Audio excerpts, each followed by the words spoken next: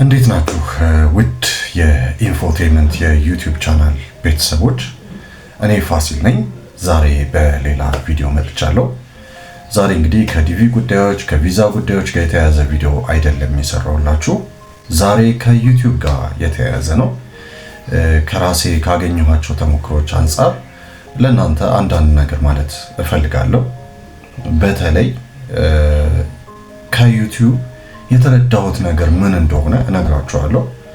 ዛሬ የደረስኩበትን ደረጃ ደግሞ እነግራችኋለሁ። እንደዚሁም አንዳንድ ቪዲዮዎች ይቅርታ ቻናሌን አስጎበኛችኋለሁ። በመጀመሪያ ግን አንድ እንደመነሻ ይዤ የቀረብኩላችሁ ቪዲዮ አለ። ይህን ቪዲዮ ታውቁታላችሁ። እስቲ ተመልክተን እንመለስ። በጣም ልቤን የነካኝ ነው። ብዙዎቻችሁን የሚያነጋግረ የሁሉንም ሰው ህይወት በአጭር ድራማዊ ደቂቃዎች የገለጸ ነው ማለት ይቻላል። እስቲ ላሳያችሁ። ያው ታውቁታላችሁ በእርግጠኝነት። ይህንን ስነግራችሁ የማን ምን አይነት ቪዲዮ ነው ልትሉኝ ትችላላችሁ። ከዩቲዩብ ጋር የተያዘ ነው ወይ? እስቲ ለማንኛውም እንመልከተው ቪዲዮ ነው።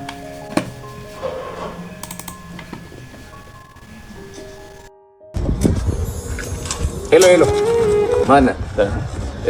ቤት ኪራይ ባለቤት አልነገረችም? ቤት ኪራይ አንድ ወር ሳትከፍል ሁለተኛ ወር መጥቶብሃል። እየሞከርኩኝ ነው ትላለህ እንዴ? እየሞከርኩኝ ነው። ያንተን የቤት ኪራይ ልከፍል እየሞከርኩኝ ነው። የልጆች ትምህርት ቤት ልከፍል እየሞከርኩኝ ነው። የሚበሉት አጥተው እየሞከርኩኝ። ባለቤትን አሟታል። ሰው አይደለ እንዴ? ይኸው ተመልከት። ይሄ የልጆች ጌም የሚጫወቱበት ልሸጥ እየሞከርኩኝ ነው። አስብ እንጂ ሁሉም ሰው እየሞከረ ነው በዚህ ሰዓት። እጁን አጣጥፎ የተቀመጠ ሰው አይደል እንዴ? ታገሰኝ በቃ። እየሞከርኩኝ ነው።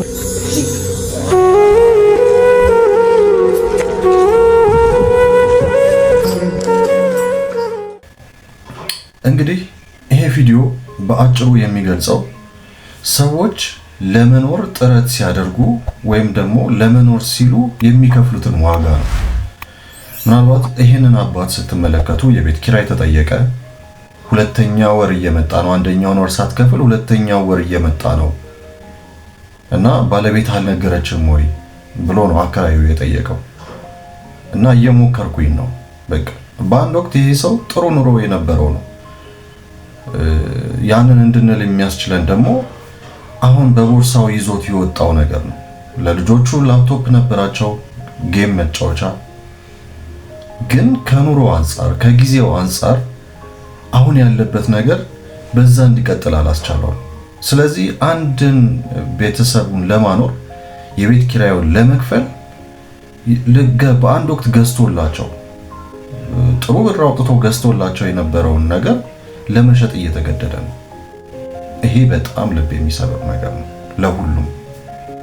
ስለዚህ ሁላችንም ያለንበት የህይወት ደረጃ ይለያይ እንጂ ማናችንም ከእንደዚህ አይነት ነገሮች ጋር ነው እየታገልን ያለ ነው እና በጣም ቀላል አይደለም።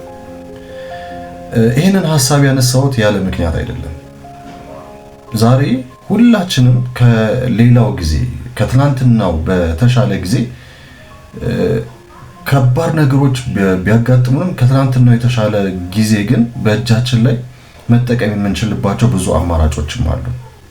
እርግጥ ነው ሁሉም ሰው ተመችቶት ያንን ነገር ያደርጋል ማለት አይደለም። ሆኖም ግን በተቻለን አቅም ግን የራሳችንን ገቢ ለማግኘት ነገሮችን በቃ ለማሳካት ብዙ ጥረቶችን ማድረግ እንችላለን። ግን በተቻለን መጠን ብዙ ትልቅ ነገር አያስፈልገንም። እኔ የተረዳሁት ያንን ነው። ማለት ዩቲዩብ ስጀምር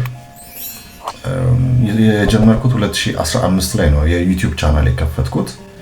2015 ላይ ምንም አይነት እውቀት አልነበረኝም ስለ ዩቲዩብ። ምንም አይነት እውቀት አልነበረኝም። ጀስት ቻናል ነው የከፈትኩት። እንዴት እንደሚከፈትም አላውቅም ነበረ። ከዛ በኋላ እንግዲህ ወደ 9 ዓመታት ያክል አለፉ። እንግዲህ እንደዚሁ በዋዛ ማለት ነው የሚገርማችሁ ዩቲዩብ አይ ነበረ በስልኬ ግን ምንድነው የሚለው ነገር ምንም በተጨባጭ የገባኝ ነገር አልነበረም። ሆኖም ግን በአንድ አጋጣሚ 2024 መጀመሪያዎቹ ወራት አካባቢ ነው በደንብ ራሴን ስለ ዩቲዩብ ማወቅ እንዳለብኝ አስቤ የተነሳሁት የዛ ጊዜ ነው 2024። አሁን እንግዲህ 2026 ላይ ገብተናል፣ 2 ዓመት በፊት ማለት ነው። እና ምንድነው ያደረኩት 2015 ላይ የከፈትኩትን ዝም ብዬ እንደው ከፈትኩኝ ለማለት የጀመርኩትን የዩቲዩብ ቻናል አየሁት እና አጋጣሚ ያው ኢሜል አድሬሱም ስላለኝ አካውንቱ የጉግል አካውንቱ ስላለኝ ከፈትኩት እና ምንም የተደራጀ ነገር የለም፣ ዝም ብሎ የተከፈተ ነው።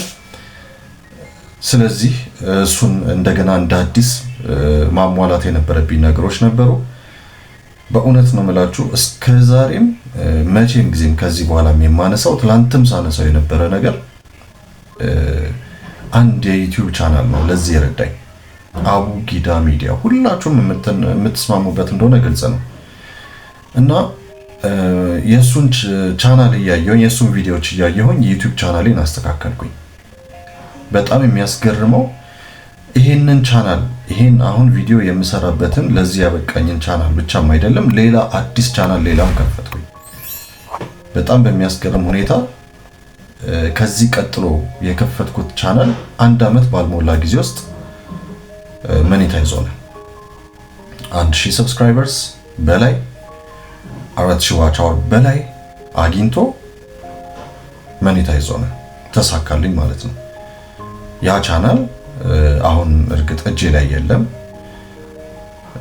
ሆኖም ግን ዩቲዩብ ምን ማለት እንደሆነ እየገባኝ ሄደው የዛ ጊዜ ነበር።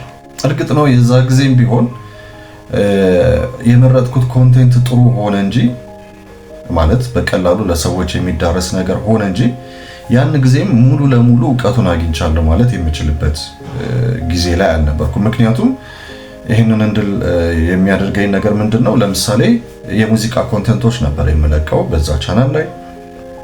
የሙዚቃ ኮንቴንቶች በፈለኩት ሰዓት ላይ ነበር የምለቀው። ሲመቸኝ ጠዋት፣ ሲመቸኝ ማታ፣ ሲመቸኝ በሳምንት 1 ቀን፣ ሲመቸኝ በሳምንት 2 ቀን፣ ሲመቸኝ በሳምንት 3 ቀን እንደዚህ ነበር የማደርገው። ከዛ በተጨማሪ ደግሞ የምሰራቸው ታምኔሎች የተለያዩ ናቸው። አንድ አይነት ነገሮች እንኳን አይደሉም። ዩቲዩብ ላይ ደግሞ እንደምታውቁት የምትሰሯቸው ነገሮች ተመሳሳይ ነገሮች መሆን አለባቸው። ተመሳሳይ ፎቶ መልቀቅ ማለት አይደለም። ተመሳሳይ የሆነ ቪዲዮ ወይም ደግሞ አንድን ቪዲዮ ደጋግሞ መልቀቅ ማለት አይደለም። ግን ታምኔላችሁ፣ ባክግራውንዱ፣ የምትጠቀሙት ቀለም፣ የምትጠቀሟቸው የተለያዩ አይነት ነገሮች፣ አጻጻፋችሁ ሌላው ቀርቶ ተመሳሳይ መሆን አለበት። ዩቲዩብ አልጎሪዝሙ የሚያውቀው መሆን አለበት። ሰዎች የለመዱት መሆን አለበት። ሌላው ነገር የምትለቁበት ሰዓት ነው። የምትለቁበት ሰዓት የሚታወቅ መሆን አለበት፣ የተለመደ መሆን አለበት። በምትፈልጉት ጊዜ ከሆነ የምትለቁት ምንም ጥሩ ውጤት አያስገኝላችሁም። እንዳልኳችሁ የኔ ኮንቴንት ሙዚቃ ነበር። ሙዚቃ ኢንተርናሽናል የሆነ ቋንቋ ነው፣ ሰዎች የሚግባቡበት ቋንቋ ነው። ስለዚህ ሰዎች ሙዚቃዎቹን የኔ እንኳን ተምኔሎቼ የማይስቡ ቢሆኑ የምለቅባቸው ሰዓታት የተለያዩ ቢሆኑም እንደ አጋጣሚ ሆኖ ግን ይሄ ቻናል እድለኛ ሆነና ኮንቴንቱ ሙዚቃ ስለሆነ ብዙዎችን የሚያግባባ ሆነና 1 ዓመት ባልሞላ ጊዜ ውስጥ ሞኔታይዝ ሆነ። ኦኬ፣ ወደዚህኛው ቻናል እንምጣ። ይሄ አሁን ቪዲዮ የምሰራበት የምታውቁት ኢንፎቴመንት የሚባለው ቻናል ላይ ስንመጣ ይሄን ቻናል መስራት ጀመርኩ። ከዛ በኋላ እያቆምኩ እዛኛው ላይ ስለነበር ፎከስ ያደረኩት ያንን ቻናል ስሰራ ይሄን ቻናል እየረሳሁት መጣሁኝ። እንዳልኳችሁ ስለ ተምኔል አሰራር አይዲያው የለኝም። ቪዲዮ ፖስት የሚደረግበትን ሰዓት በተመለከተ ምንም አይዲያው የለኝም። እሰማለሁ፣ አያለሁ። እንዳልኳችሁ በተለይ አቡጊዳ ሚዲያን በጣም እከታተላለሁ። ግን ያም ሆኖ ምንም አይነት ነገር ውስጤ ማለት በዚህ ሰዓት ነው ይሄ ማድረግ ያለብኝ በዚህ ሰዓት ነው የሚለው ነገር ስቲል አልገባኝም ነበረ እና አልጎሪዝሙ በጣም ዩቲዩብ ቻናሌን ቆርጦታል። ከሁሉም በላይ 2015 የከፈትኩት ቻናል ኦልሬዲ 1 ብሎ መቁጠር ጀምሯል። ቻናሉ ከተከፈተ ጀምሮ ማለት ነው። ስለዚህ ወደ 9 ዓመታት ዝም ብሎ ሲቆጥር ነበረ። እኔ ግን እንደዛ እንደሆነ አላውቅም ነበረ። ለካ አንድ ቻናልን ክሬት ካረጋችሁ በኋላ እስካልሰራችሁበት ጊዜ ድረስ ያ ጊዜ ግን መቁጠሩ አይቀርም። ኦልሬዲ ጆይን ያደረገው ይሄ ሰው በዚህ ጊዜ ነው የሚለው ነገር ተቀምጧል። ኦልሬዲ ፋይል ተደርጎ ተቀምጧል። የሚጠፋ አይደለም። አሁንም ይህንን ኢንፎቴመንት ቻናል ከፍታችሁ ብትመለከቱት ኦገስት ላይ 2015 ላይ ክሬት የተደረገ ጆይን ያደረኩት ቻናል እንደሆነ ይነግራችኋል። እና ይሄ ትልቁ ጉዳት ምንድነው? ሳትሰሩበት አንድን ቻናል ስታስቀምጡት ትልቁ ጉዳት ምንድነው? በተለይ ከ1 ዓመት በላይ ካስቀመጣችሁት በ365 ቀናት ወይም በ1 ዓመት መሙላት ያለባችሁ የፐብሊክ ዋች አወር ከዛ በኋላ ለመሙላት ስትጥሩ የዛን ያክል ደግሞ እየቀነሰባችሁ ይሄዳል። ምክንያቱም ዋች አወር ለመሙላት 365 ቀናት ወይም ደግሞ 1 ዓመት ብቻ ነው የሚፈቀድላችሁ። እኔ ግን ያንን ነገር አልተረዳሁትም ነበር። ስለ ዋች አወር ምንም አይነት ሲጀመር ማለት ነው ዩቲዩብ ይከፍላል ወይ የሚለው ነገር ምንም አማቀው ነገር አልነበረም። ከጊዜ በኋላ ተረዳሁት እንጂ እኔ ዩቲዩብን የከፈትኩት ክፍያ ለማግኘት አይደለም፣ ገንዘብ ለማግኘት አይደለም። ጀስት በቃ አንድ ነገር ሼር በተለይ ሙዚቃ በጣም ነው የምሰማው፣ በጣም ነው የምወደው። እኔም ደግሞ ኤፍኤል ስቱዲዮ ዲጂታል የሆነ ኦዲዮ ወርክ ስቴሽን በፒሲ እጠቀማለሁ። ያንን በቃ የምሰራውን ነገር ለሰዎች ለማሳየት ምናምን ነው እንጂ ዩቲዩብ ላይ ክፍያ ለማግኘት ምናምን የሚለው ነገር ምንም አላውቅም ነበረ ሲጀመር። በኋላ ላይ ነው ይሄ ነገር የመጣው። ቀስ እያለ ኢንትረስቱ ሲኖራችሁ ስትሰሩ፣ ከዛ ደግሞ ቱቶሪያሎችን ስታዩ አንዳንድ አዳዲስ ነገሮችን ማግኘታችሁ አይቀርም። ስለዚህ ኦኬ ገንዘብ ይከፍላል ማለት ነው ዩቲዩብ የሚለው ነገር በኋላ ላይ መጣ ማለት ነው። ስለዚህ ስትሰሩ ለሰዎችም ለመጥቀም ቀጥሎ ደግሞ ራሳችሁንም ለመጥቀም መስራት ትጀምራላችሁ እንደዛ ስታውቁ። ሆኖም ግን የማላውቃቸው የነበሩ ነገሮች ስለ ዋች አወር ብዙ እውቀቱ አልነበረኝም። ስለ 1000 ሰብስክራይበርስ በአቅም የዛን ያክል ዲፕሊ የሆነ የማውቀው ነገር አልነበረም። ብቻ ምን ሆነ እንደነገርኳችሁ የአንደኛው ቻናሌ 1 ዓመት ባልሞላ ጊዜ ውስጥ ሞኔታይዝ ሆነ። ከዛ በኋላ ከተወሰኑ ጊዜያት በኋላ ገንዘብ መስራት ከጀመረ በኋላ በቃ አሳልፌ የሰጠሁት ለሌላ ሰው። ምክንያቱም የኮፒራይት ችግር በጣም ያጋጥመኝ ነበር። ያው የሰው ስራ እስከሆነ የምትሰሩት የምትለቁት ብዙ ነገር ሊያጋጥማችሁ ይችላል። ዋርኒንግ ተሰጥቶኝ ያውቃል ለ3 ወር። ከዛ በኋላም ደግሞ ኮፒራይት ችግሮች በቃ ሞኔታይዝ ከሆነም በኋላ ብዙ ገንዘብ አይቆጥርም ነበረ። ኦልሞስት አይቆጥርም በሉት። ምክንያቱም እንዳልኳችሁ የሰው ስራ ስለሆነ የምትለቁት አብዛኛው ነገር ኮፒራይት ክሌም ትደረጋላችሁ። ሌላው ነገር ደግሞ ሁሉ ጊዜ ባስለመዳችሁ ሰዓት እስካለቀቃችሁ ተምኔላችሁ ተመሳሳይ እስካልሆነ አሪፍ ነገር እስካልሰራችሁ ድረስ እይታ አታገኙም። እይታ ካላገኛችሁ ገንዘቡ አይቆጥርላችሁም። ያ ነው የሆነው። ለማንኛውም ያ አለፈ። ስለዚህ ወደ ኢንፎቴመንት ቻናል መጣን።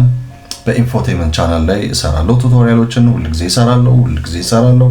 እርግጥ ነው እንዳልኳችሁ ፖስት የማድረግባቸው ሰዓታት የተለያዩ ነበሩ። ስፈልግ በሳምንት 2፣ ስፈልግ በሳምንት 1 ጊዜ፣ ሰዓቱም የተለያየ እንደዚህ እያለኩኝ ነበር የምሰራው።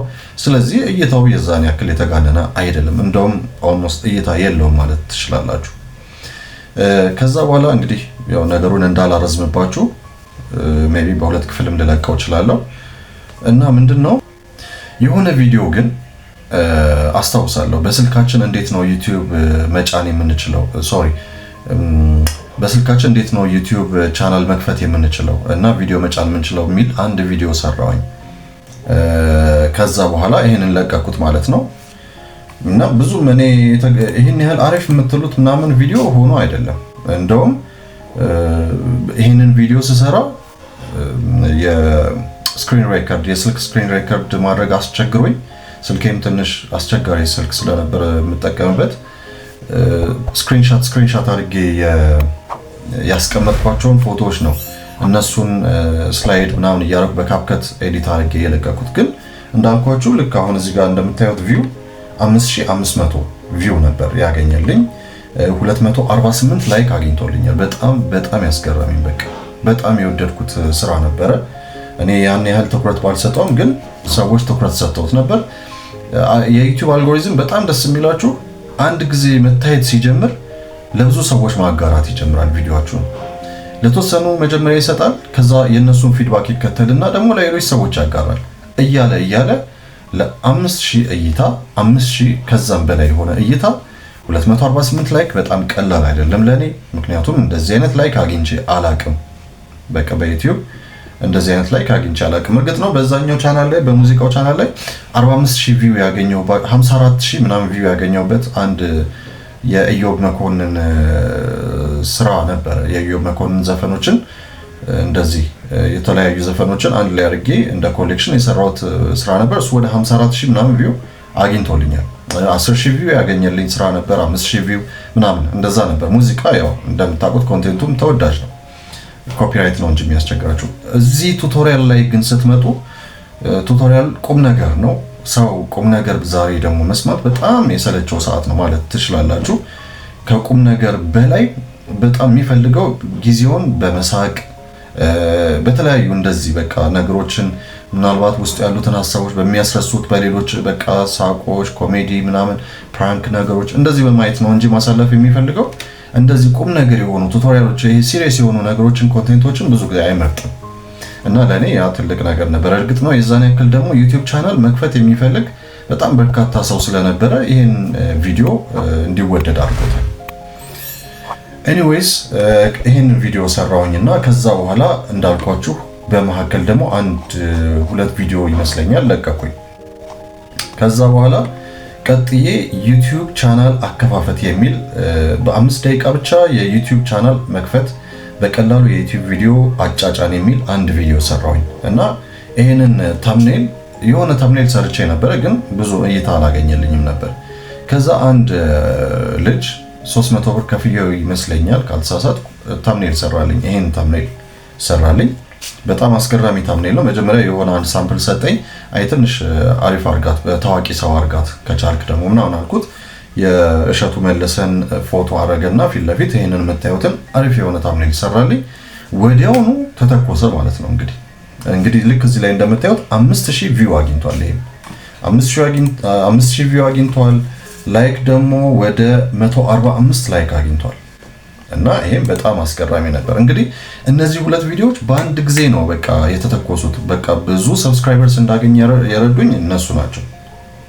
እንግዲህ ከ2015 ጀምሮ እስከ 2025 ምናምን ባለው ጊዜ ጥሩ የሰራኋቸው ቪዲዮዎች ምላቸው እነዚህ ናቸው። በቃ እነዚህ ሁለት ቪዲዮዎች በጣም አሪፍ ስራዎች ነበሩ። ዩቲዩብ ላይ አንድ ምን ነገር አለ መሰላችሁ? አንድ በጣም የሆነ አንድ ኮንቴንት ወይም አንድ ቪዲዮ ትሰሩና ያ ቪዲዮ ከተወደደላችሁ ያንን ቪዲዮ የለቀቃችሁበትን ሰዓት የምታስታውሱት ወይም የያዛችሁት ከሆነ የተወደደላችሁ ቪዲዮ በተወደደላችሁ ሰዓት ወይም በሚታይላችሁ ሰዓት መልቀቅ ነው። በቃ ዩቲዩብ የሚፈልገው ያንን ነው። እኔ ያልተረዳሁት ግን ትክክለኛው የዩቲዩብ አልጎሪዝሙ በጣም የሚያበረታታችሁ ነገር ይሄ ነው። አንድ ቪዲዮ ሰርታችሁ ያ ቪዲዮ አሪፍ ከሆነ ያንን ቪዲዮ ነው ደጋግማችሁ መስራት ያለባችሁ እንጂ ያንን ኮንቴንት መልቀቅ የለባችሁ። እኔ በዛ ወቅት ያልተረዳሁት ነገር ይሄ ነበር።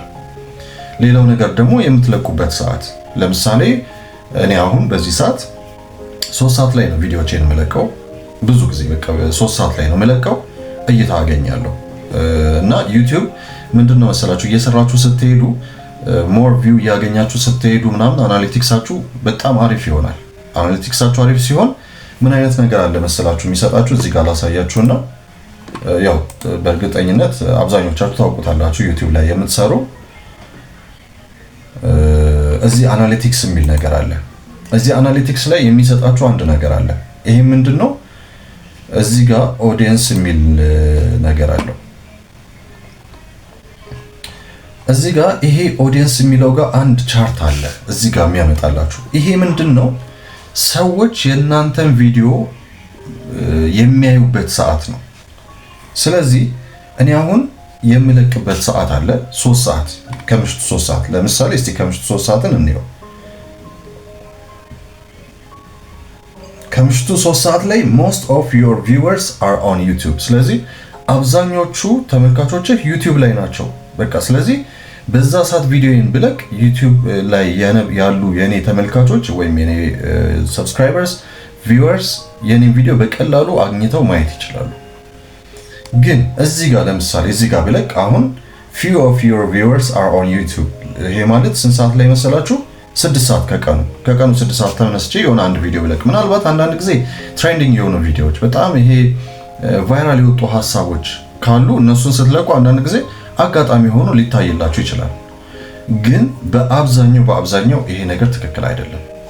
ለምን YouTube ይሄንን ሲያስቀምጥ በሚታይላችሁ ሰዓት ልቀቁ ለማለት ነው። በቃ ፕሮግራማችሁን አመቻችታችሁ በሚታይላችሁ ሰዓት YouTube ቪዲዮቻችሁን ልቀቁ። በማይታይላችሁ ሰዓት ቪዲዮቻችሁን የምትለቁ ከሆነ ምንም ጥቅም የለውም እያለን ነው በሌላ አባባል። ስለዚህ አናሊቲክስ ላይ ኦዲየንስ የሚለው ስር ገብታችሁ ይሄንን ታገኛላችሁ። ይሄንን የምታገኙት መቼ ነው? በደንብ እየሰራችሁ ስትሄዱ ብዙ ሰብስክራይበርስ እያገኛችሁ፣ በተለይ ደግሞ ሰብስክራይበርስ ጀስት ነምበር ነው፣ ምንም ማለት አይደለም። ቪውወርስ ነው ዋናው፣ ተመልካች ነው እንጂ ሰብስክራይብ ማድረግ አይደለም። ሰብስክራይብ አድርገው የማያዩ በጣም ብዙ ሰዎች አሉ። ሰብስክራይብ ሳያደርጉ ደግሞ ብዙ የሚያዩላችሁ ሰዎች ደግሞ አሉ። ዋናው ዩቲዩብ የሚቆጥረው እይታ ነው። ሰብስክራይበርስ 1 ሚሊዮንም ሰብስክራይበር ሊኖራችሁ ይችላል። 10 ቪው ብቻ ቢኖራችሁ ምንም ጥቅም የለም። ያ 10 ሚሊዮን ሰብስክራይበርስ ምንም አያመጣላችሁ። ዋናው ነገር ቪው ነው። ክፍያችሁም በኋላ ላይ ቻናላችሁ ሞኔታይዝ ሲሆን የሚከፈላችሁም በሰብስክራይበርስ ብዛት ሳይሆን በቪውወርስ ወይም በተመልካች ብዛት ነው። ወይም ደግሞ ስንት ጊዜ ቪዲዮአችሁ ክሊክ ተደርጎ ስንት ጊዜ ታይቷል ምናምን የሚለው ነው እንጂ ክፍያ የሚያስገኝላችሁ ስንት ሰብስክራይበርስ አለ ተብሎ አይደለም። እንደዛማ ቢሆን ብዙ ነገር ማለት ይቻል ነበር። ኤኒዌይስ ስለዚህ ወደ ቻናሌ ስመጣ ከዩቲዩብ የተረዳሁት መጀመሪያ ላይ ያልገባኝና አሁን የመጨረሻ ላይ የተረዳሁት ነገር ሰዎች የሚወዱላችሁን እና ብዙ እይታ ያገኛችሁበትን ኮንተንት ስሩ።